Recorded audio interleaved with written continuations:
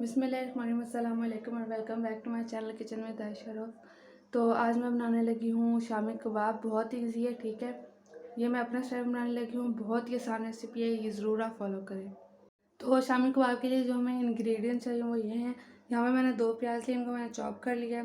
لہسن جتنا آپ کو ضرورت ہے آپ لے لیں۔ ادرک یہاں پہ 4 ٹکڑے ہیں۔ سبز مرچیں میں نے 5 سے 6 لی ہیں۔ چکن اس کو میں نے ابال لی ہے، ٹھیک ہے، ہڈیاں میں نے الگ کر لی، اس میں کوئی بھی ہڈی نہیں ہے۔ دال یہ لی ہے میں نے 2 چمچ سرخ مرچ، 2 چمچ کٹی ہوئی سرخ مرچ، 2 چمچ نمک، 1 چمچ زیرہ، اور یہ گرم مسالہ پسا ہوا اور کھڑا بھی ہے، اور ہلدی 1 چمچ، اور 2 انڈے میں نے لیے، یہ بعد میں استعمال ہوں گے۔ بسم اللہ الرحمن الرحیم۔ تو ہم لوگوں نے سب سے پہلے کام کرنا ہے، اس میں ہم ڈال دیں گے چکن۔ یہ جو جس میں نے چکن بوائل کی تھی وہی پانی ہے، اس کو پھینکنا نہیں ہے، اس میں ہی ہم یہ پکائیں گے۔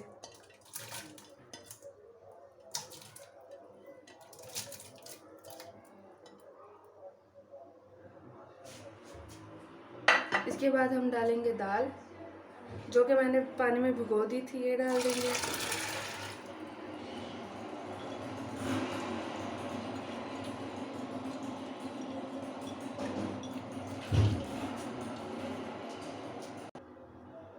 تو دال ڈالنے کے بعد ہم ڈالیں گے جو میں نے پیاز چاپ کیا تھا وہ، لہسن، ادرک اور ہری مرچیں۔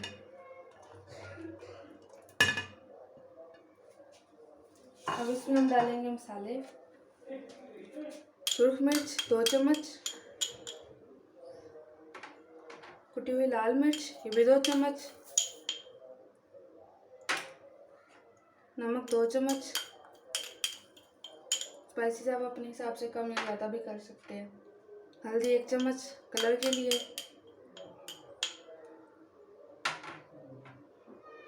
گرم مسالہ کٹا ہوا بھی اور کھڑا بھی،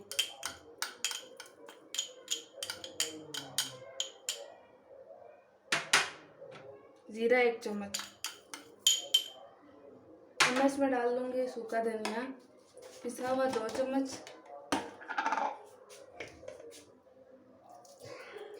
بلکہ 1.5 ڈالتے ہیں، 2 زیادہ ہو جائے گا، 1.5۔ میں اس کا ڈھکن بند کر کے اس کو چولہے پہ رکھ دوں گی تاکہ دال اور مسالے اچھی طرح گل جائیں۔ تو میں نے کوکر کا ڈھکن بند کر کے اس کو تیز آنچ پہ رکھ دیا، اس کو ہم 10 منٹ کے لیے پکائیں گے، پھر ہم اس کو آگے چاپ کریں گے، وہ آگے دیکھیں گے۔ بسم اللہ الرحمن الرحیم۔ اس کو 10 منٹ ہو چکے ہیں وقت، تو میں نے اس کی بلکہ گیس وغیرہ ساری نکال دی تھی، تو میں اس کا ڈھکن اٹھاتی ہوں۔ بسم اللہ الرحمن الرحیم۔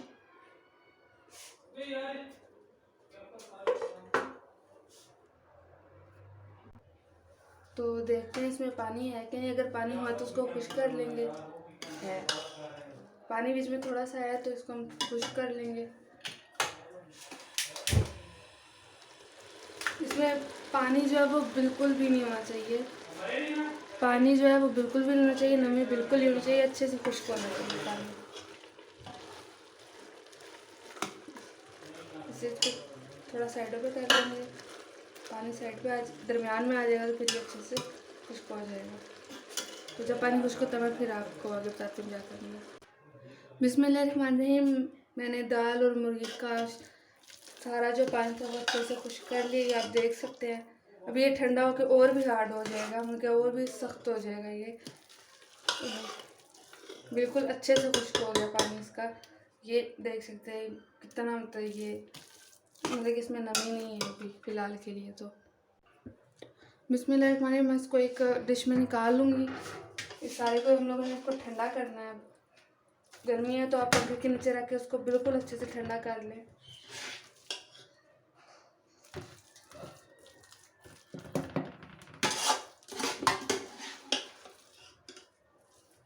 اچھی طرح ہم اس کو سارا نکال لیں گے۔ تو میں نے مرغی اور دال جو اچھے سے نکال دیا، اب ہم اس کو اچھی طرح ٹھنڈا ہونے کے لیے بالکل اس کو ٹھنڈا کر کے پھر ہم اس کو چاپ کریں گے۔ بسم اللہ الرحمن الرحیم۔ تو شامی کباب کے لیے جو ہم نے یہ بنایا تھا یہ ٹھنڈا ہو چکا ہے اچھے سے، تو اب ہم اس کو چاپ کریں گے۔ چلیں تو اب ہم اس کو تھوڑا تھوڑا ڈال کے اچھے سے چاپ کر لیں گے۔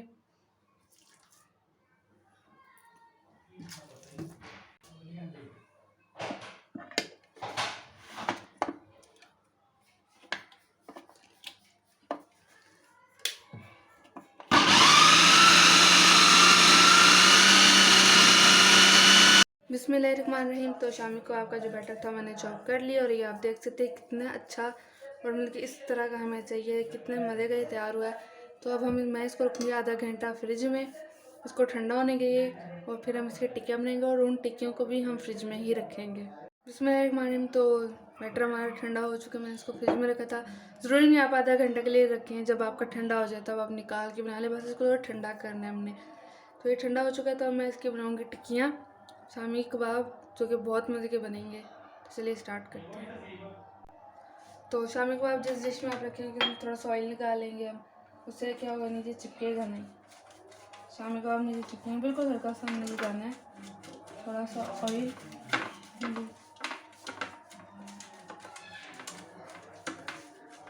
तो ये जी शामी कबाब बनाने वाला थोड़ा सा एक आम सा है, बस मिल जाएगा आपको कहीं। तो इसको ऑयल लगा लेंगे, थोड़ा सा ऑयल लगा के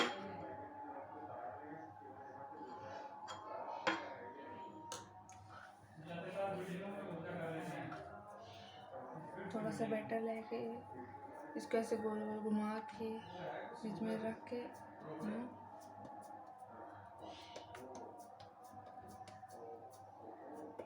अच्छे से प्रेस कर देंगे, और जो एक्स्ट्रा उसको हम उतार के वापस बीच में ऐसे निकाल लेते हैं इसको।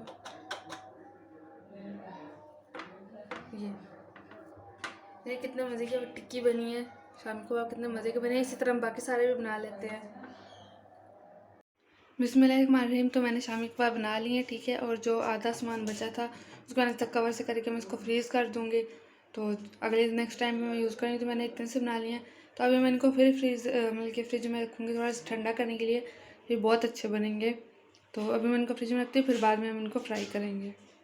बिस्मिल्लाहिर्रहमानिर्रहीम। मैंने टिक्कियों को फ्रिज में रख लिया था, और ये देख सकते हैं कितने अच्छे से तैयार हो चुके हैं, मतलब ठंडी हो चुकी हैं बिल्कुल, मतलब कि इनमें जो नमी थी वो ख़त्म हो चुकी है।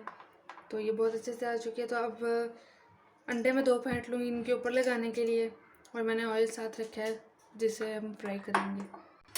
तो अंडे फेंटने के लिए इसमें मैं डालूँगी थोड़ा सा नमक, बिल्कुल चुटकी सा नमक, ज़्यादा नहीं डालेंगे, और थोड़ी सी लाल मिर्च,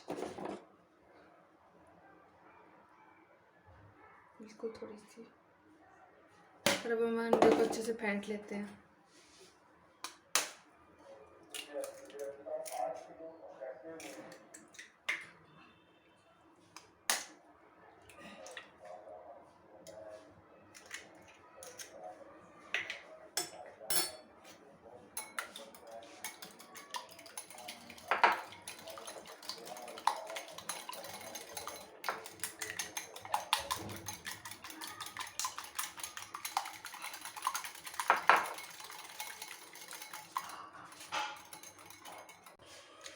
तो अंडा मैंने अच्छे से फेंट लिया था। तो अब मैं इसमें पैन भी मैंने चूल्हे पे रखते हैं, इसमें डालेंगे ऑयल, अच्छी तरह फैला लेंगे।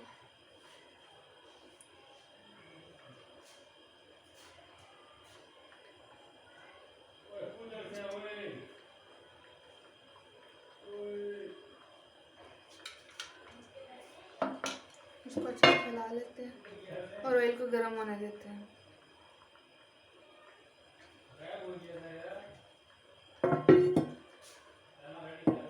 ऑयल को भी गर्म होने देंगे, तो इस अंडे पे लगा के फिर इसके ऊपर मैं रख दूँगी टिक्की। ऑयल गर्म हो चुका, तब हम इसमें अपने शामी कबाब रखेंगे फ्राई होने के लिए, इस तरह से। बिस्मिल्लाहिर्रहमानिर्रहीम।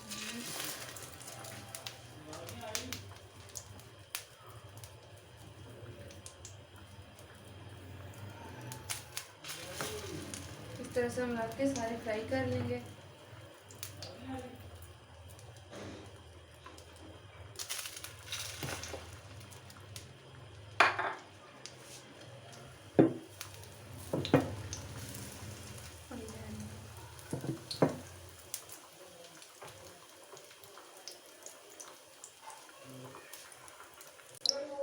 बिस्मिल्लाहिर्रहमानिर्रहीम। तो मैंने देख सकते हैं आप मैंने सारी टिक्कियाँ अच्छे से रख दी हैं। अब मैं इनको बिल्कुल हल्की आंच पे फ्राई कर रही हूँ, बल्कि अब जब ये उसकी साइड गोल्डन गोल्डन हो जाएगी ना, तब हम इनकी साइड पलटा देंगे।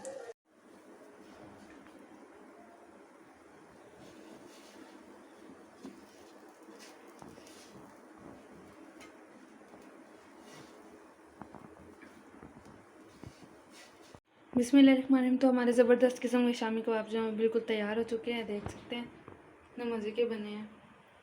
تو اگر آپ کو یہ ریسیپی اچھی لگے تو ویڈیو کو لائک کریں, ہمارے چینل کو بھی سبسکرائب کریں اور ویڈیو دوسروں تک شیئر بھی کریں. اللہ حافظ.